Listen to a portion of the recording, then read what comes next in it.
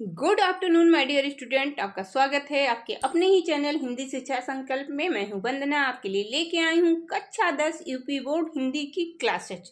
तो बच्चों, जैसा कि आप लोग जानते हैं, हम लोग काव्य खंड के दूसरे कवि तुलसीदास जी के धनुष भंग को पढ़ रहे हैं, जो कि आपके बालकांड से है, रामचरितमानस के बालकांड से है, जिसको कि तुलसीदास जी ने लिखा है। तो आज हम उसकी देखते हैं कि छठे दोहे में क्या है, किसने कहा है, क्या कहा है। तो बच्चों, इस दोहे में लक्ष्मण जी पृथ्वी को, दसों दिशाओं को, पृथ्वी को थामने वालों को सावधान कर रहे हैं। तो चलिए देखते हैं। लखन लख्यो रघुवंश मणि, ताक्यो हरि को दंड, पुलक गाति बोले बचन, चरण चाप ब्रह्मांड। तो लखन लख्यो, लक्ष्मण जी ने देखा, क्या देखा? रघुवंश मणि, रघुवंश मणि मतलब रघुकुल के मणि श्री राम जी। ताक्यों हर को दंड, ताकना मतलब देखना, हर को दंड, हर को दंड का अर्थ होगा शिव का धनुष। पुलक गात बोले बचन, पुलकित होकर, पुलकित का अर्थ होता है बहुत रोमांचित होकर। चरण चाप ब्राह्मण, पृथ्वी से, पृथ्वी को, ब्रह्मांड को पूरे अपने चरणों से चाप कर, मतलब पैर अपने जोर से, अपने पैरों को जोर से ब्रह्मांड पे मार के कहा। और क्या कहा, अब देखते हैं चौपाई में। देसी कुंजरहूं कमठ अहि कोला, धरहूं धरनी धीरे धीरे न डोला। देसी कुंजरहूं कमठ अहि कोला, धरहूं धरनी धरी धीरे न डोला। राम चाहे शंकर धनु तोरा, हो सजग सुनी आयुषु मोरा। लक्ष्मण जी कह रहे हैं, हे दिशकुंजरों, हे कमठ, कमठ का अर्थ होता है बच्चों कच्छप, अहि का अर्थ होता है शेषनाग, और कोला का अर्थ होता है वाराह। तो हे दिशकुंजरों, बच्चों दिशकुंजरों का अर्थ होता है, दिश का अर्थ होता है दिशाओं, और कुंजरों का अर्थ होता है, कुंजर का अर्थ होता है हाथी। तो जैसा कि हमारे यहाँ अध्यात्म में माना जाता है कि 10 दिशाएं हैं, और 10 दिशाएं कौन कौन सी हैं? जो चार तो आप लोग जानते ही हैं, पूरब, पश्चिम, उत्तर और दक्षिण। और इनके 4 कोण हैं। 4 कोण कौन कौन से हैं आप लोग जानते होंगे। ईशान कोण, वायव्य कोण, नैवेद्य कोण और आग्नेय कोण। और ये हो गया, कुल मिला के हो गई 8। और ऊर्ध्व और अधर, ऊर्ध्व का अर्थ होता है ऊपर यानी कि आसमान, और अधर का होता है नीचे। कुल मिला के हो गए 10। और इनकी रक्षा करने के लिए कहा जाता है, इनको थामने के लिए हाथी होते हैं।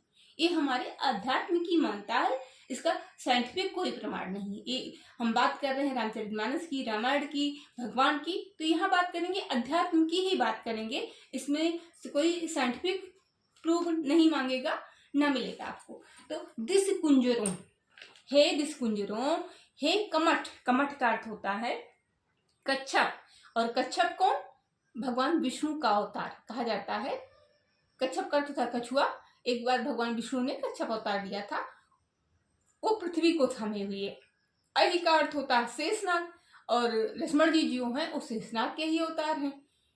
और कोला, कोला का अर्थ होता है वाराह, वाराह का मतलब होता है सुअर। एक भगवान विष्णु ने 12 अवतार भी लिया था, और उसे भी कहा जाता है कि वो भी पृथ्वी को थामे हुए हैं। अर्थात दिशकुंजरों, दिशाओं की हाथियों, कच्छप, शेषनाग और वाराह। धरहु धरन, धरो का अर्थ होता है धरना, धरन का अर्थ होता है मतलब धीरे धारण करिए, धरि धीरे न डोला, धरि का अर्थ होगा पृथ्वी, धरहु धरनी धरि धीरे न डोला। हे दिशकुंजरों, हे कच्छप, हे शेषनाग, हे कोला, आप धीरे धारण करिए, कहीं पृथ्वी हिल न जाए, क्योंकि राम चाहे शंकर धन तोरा, हो सजग सुन आयुष मोरा। श्री राम शंकर जी की धनुष को तोड़ना चाहते हैं, आप लोग सजग हो जाइए, कहीं ऐसा ना हो जिस धनुष को 10,000 राजा मिलके हिला नहीं सके हैं, उसको लक्ष्मण जी तो शेषनाग के अवतार हैं, वो तो समझ ही गए हैं कि राम जहाँ धनुष को छुएंगे वो टूटेगी। तो धनुष के टूटते ही इतना हाहाकार न हो कि पृथ्वी ही उथल पुथल हो जाए। इसलिए हे कमट, हे अहि, हे कोला, इस पृथ्वी को धैर्य धारण करके कस के पकड़ के रखिए, ये मेरा आदेश है। मैं आपको सजग कर रहा हूं, मेरी आज्ञा मानिए और पृथ्वी को कस के पकड़ के रखिए। अब अगली लाइन देखिए। चाप समीप राम जब आए, नर नारी निसुकृत मनाए। सब कर संसो अरु अज्ञानु, मंद महीपन कर अभिमानु। चाप समीप राम जब आए, चाप मतलब धनुष के पास जब राम आए हैं तो वहां पे उपस्थित नर और नारी जो हैं अपने सुकृतों को, अपने पुण्यों को, अपने इष्ट देवों को मनाने लगे हैं, अपने पुण्यों को याद करने लगे हैं और अपने इष्ट देवों को मनाने लगे हैं। जैसा कि आपने पहले पद में, सबसे पहले में उदित उदय गिरमंच वाले में आप लोगों ने देखा था कि सभी जनकपुरवासी अपने पुण्यों को याद कर रहे हैं, अपने देवी देवताओं को याद कर रहे हैं कि राम ही धनुष को तोड़े। तो अब जब राम धनुष के समीप आ गए हैं तब भी वहां पर उपस्थित सभी नर नारी अपने इष्ट देवों को मना रहे हैं, अपने पुण्यों को याद कर रहे हैं कि राम धनुष के समीप आ गए हैं तो ये इसको तोड़े। सब कर संसो अरे अज्ञानु, मंद महीपन कर अभिमानु। बच्चों अब देखिए इस लाइनों को। सब कर संसो यानी कि सबकी शंका, अरु अज्ञानु और अज्ञान, मंद महीपन कर अभिमानु मंद बुद्धि राजाओं का घमंड, भृगपति केरि गर्भ गरु आई, सुर मुनि वरन केरि कदराई। भृगपति का अर्थ होगा परशुराम जी की गर्भ गरु आई मतलब उनका बड़ा सा घमंड। सुर मुनिवरण, सुर अर्थ का होगा सुर का अर्थ होगा देवता, मुनिवरण मतलब ऋषि मुनि, केरी कदराई कातरता उनकी। सिय कर सोच जनक पछितावा, रानिन कर दारुण दुख दावा। सीता जी का सोच यानी कि सीता जी का शोक, जनक जी का पश्चाताप।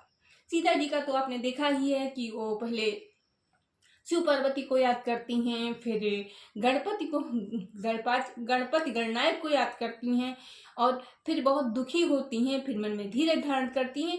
इससे पहले के पदों में सीता जी की स्थिति आप लोग देख ही चुके हैं। और जनक जी अब पश्चाताप करने लगे हैं, सोच रहे हैं कहीं ऐसा न हो मेरे प्रण की वजह से मेरी पुत्री का विवाह ही न हो पाए। रानी कर दारुण दुख दावा, रानियों का कठिन दुख दावानल के समान है। दावाग्नि बच्चों वो होती है जो जंगल में लगती है और बड़े ही भयानक रूप से बढ़ती चली जाती है, तो उसी दावा अग्नि के समान रानियों का दुख है जो कि बढ़ता ही जा रहा है।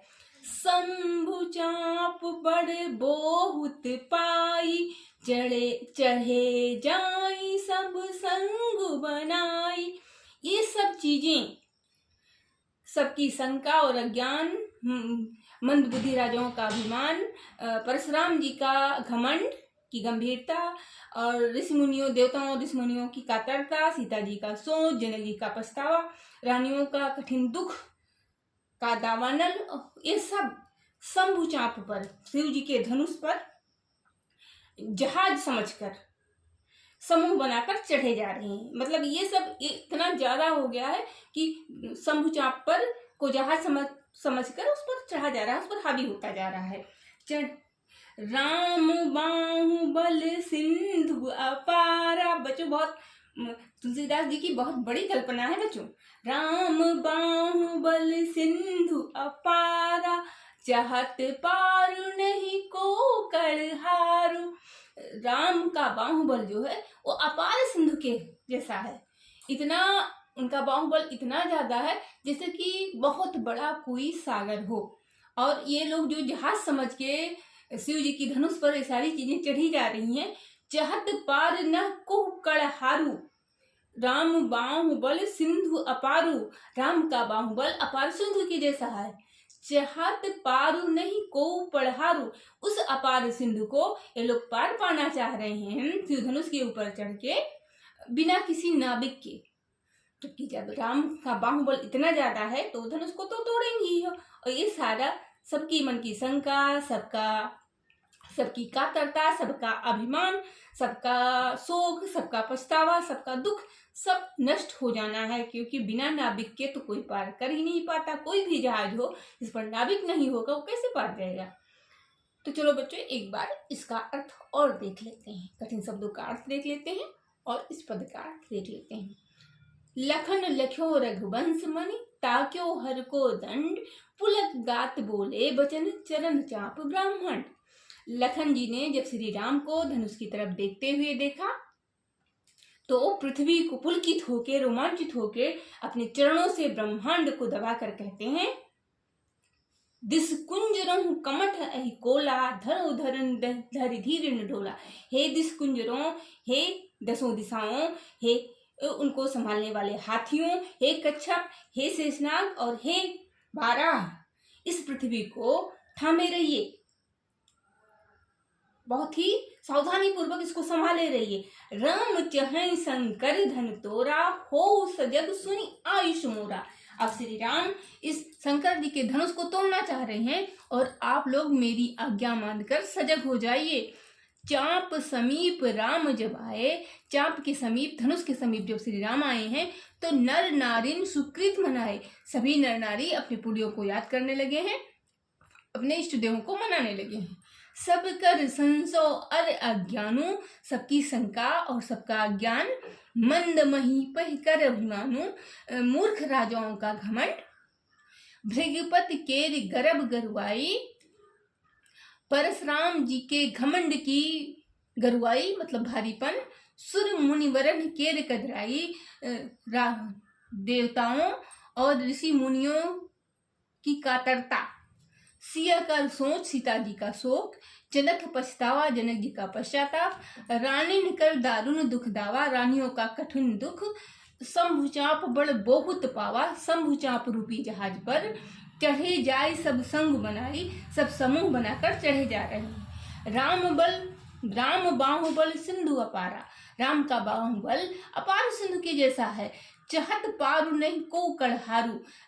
जब राम का बाहुबल अपार सिंधु जैसा है तो उसको पार पाना चाह रहे हैं ये लोग बिना किसी नाविक के। तो यह क्या संभव है? राम इन सब की चिंता, इन सब की शंका, इन सब का अभिमान राम के धनुष तोड़ते ही टूट जाएगा। बच्चों कठिन शब्द का अर्थ देख लीजिए एक बार।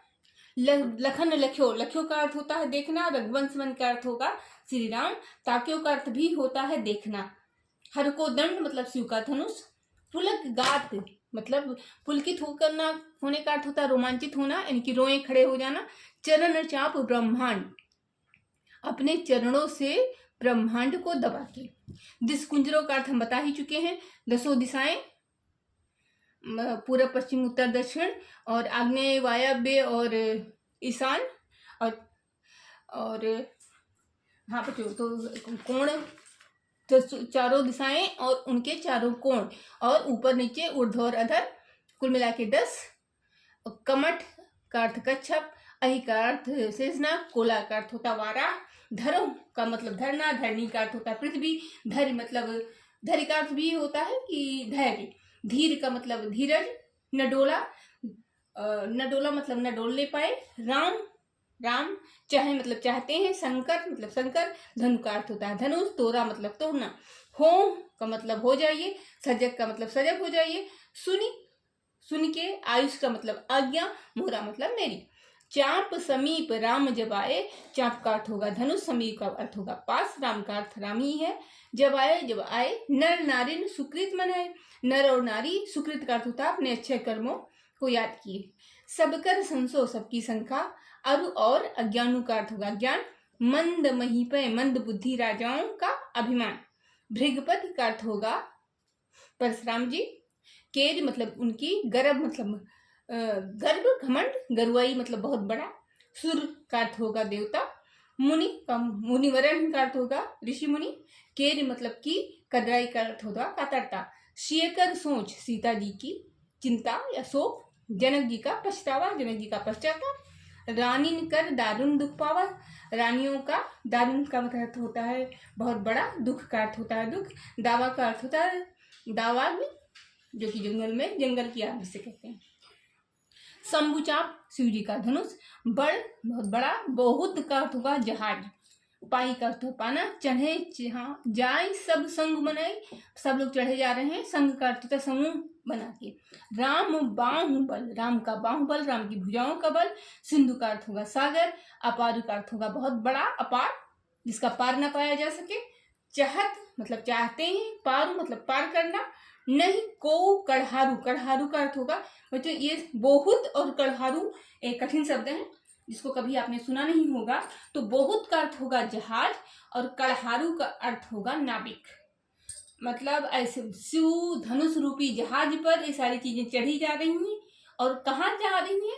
श्री राम के अपार सिंधु रूपी बाहुबल को बिना किसी नाविक के पार पाना चाह रही हैं। समझ गए बच्चों? अब आपको अर्थ भी क्लियर हो गया और क्या कहते हैं कठिन शब्दों का अर्थ भी पता चल गया है। तो अब हम क्या देखते हैं, अब इसका काव्य सौंदर्य देखते हैं। बच्चों इसको हम परीक्षा टाइम में कोशिश मेरी रहेगी मैं एक बार और करवाऊं, इस पर आधारित प्रश्न उत्तरों को भी करवाऊं और एक बार रिवीजन करवा दूं। लेकिन फिर भी अभी मैं आपको काव्य व्याख्या पढ़ा चुके हैं, कठिन शब्द को अर्थ भी बता चुके हैं। अब हम आपको काव्य सौंदर्य भी बता दे रहे हैं। तो छंद आपका वही है, पूरे धनुष रंग में आपका दोहा और चौपाई ही है। भाषा आपकी पूरी की पूरी अवधि है। शैली आपकी प्रबंध है क्योंकि चौपाई ही चल रही है। रस आपका वीर, क्योंकि जो चरण चाप ब्रह्मांड पृथ्वी को अपने चरणों से चाप कर इसमें वीर रस हो गया है और बाकी सब शांत रस है। अलंकार आपका अनुप्रास है। शब्द शक्ति आपकी अभिधा और लक्षणा है। गुण ओज और प्रसाद है, क्योंकि जहाँ वीर रस है वहाँ ओज गुण होगा और जहाँ शांत रस है वहाँ प्रसाद गुण होगा। तो मुझे उम्मीद है आपको ये व्याख्या, इसके अर्थ, इसके कठिन शब्दों का क्लियर हो गया होगा, इसका काव्य सौंदर्य भी पता चल गया होगा। तो आप मेरे वीडियो को देखिए, लाइक कीजिए, कमेंट कीजिए, शेयर कीजिए और हाँ अगर जो भी आपको चाहिए उसके बारे में हमें कमेंट में ज़रूर बताइए। और आलस मत कीजिए, हिंदी को भी समय दे के पढ़िए। तो थैंक यू, मिलेंगे नेक्स्ट वीडियो में।